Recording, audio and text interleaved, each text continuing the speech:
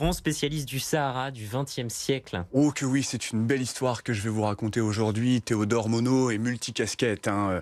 Il a été scientifique, naturaliste, biologiste, explorateur. Bref, c'est un homme à qui nous devons énormément de découvertes et un engagement pour l'humanité particulièrement puissant. Lui qui était un croyant, il était protestant durant son vivant. C'est une belle histoire que je vais vous raconter. Alors justement, quelle est sa carrière à cet homme? Alors une carrière qui a commencé en 1918 puisque né à Rouen, il est arrivé à Paris et a fondé à 16 ans seulement la Société d'Histoire Naturelle qui éditait des bulletins, publiait des articles avec 4 fondateurs mais pas des moindres puisqu'un certain André Gide faisait partie de ces fondateurs-là. Il faudra attendre 1922 pour qu'il intègre le Muséum national d'histoire naturelle pour être affecté en Mauritanie, que vous connaissez très bien, et c'est là qu'il ressentit l'appel du désert et que sa destinée a véritablement débuté. De 1922 à 1998, nous lui devons pas moins de 124 voyages dans bon nombre de pays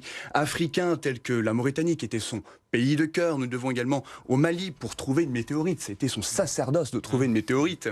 Le Niger, le Sénégal, je m'arrête sur le Sénégal, puisqu'en 1938, c'est lui qui a fondé l'Institut français d'Afrique noire, l'IFAN, qui est aujourd'hui encore un pôle de recherche mondialement connu et le principal de l'Afrique de l'Ouest. Il y a eu l'Algérie, la Libye, le Yémen et tous ces travaux, toutes ces missions, toutes ces expéditions, parfois en méharé, vous savez, ces expéditions à dos de chameau l'ont permis de nous léguer un héritage naturel particulièrement riche. Alors justement, parlez-nous de ses découvertes. Alors il faut retenir que durant ses 70 ans de voyage en Afrique et dans le monde entier, notamment dans le Sahara, il a publié pas moins de 1880 volumes, synthèses, articles, mémoires, dont près de 700 consacrés aux sciences de la nature. Il a récolté pas moins de 20 671 échantillons et nommé et découvert bon nombre d'espèces.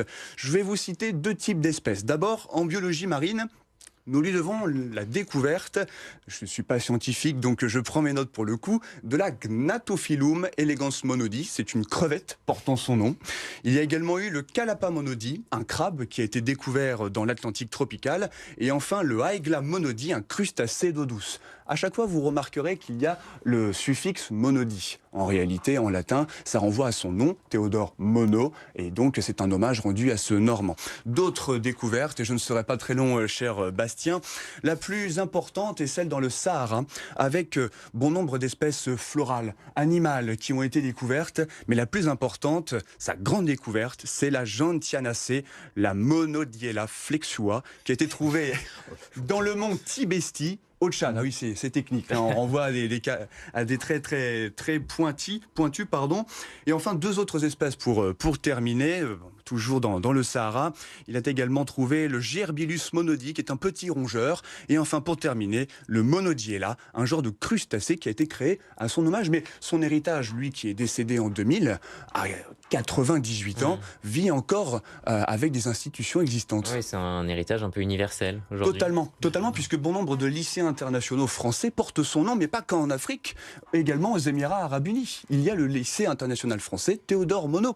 Il y a même un mont qui lui rend hommage dans des pays africains, et surtout des artistes français lui rendent hommage à travers des chansons. C'est notamment le cas d'Alain Souchon, puisqu'en 2005, il a publié la musique La vie de Théodore, où il lui rend hommage en disant « Je m'en vais me balader avec Théodore ». Voilà. Belle découverte. Qu'est-ce que ça vous inspire, Jean Gomy, l'histoire de Théodore Monod? En réplique à ça, ça nous change de la ligne Maginot. Mais ça, c'est autre chose. Non, Monod, oui, bien sûr. Il y a longtemps que, effectivement. Bon, en plus, c'est toute la bande, Conti, Monod, Herzog, Oui. tout ce revival un petit peu après la guerre où il fallait redonner une espèce de lustre à la France. De Gaulle y tenait beaucoup.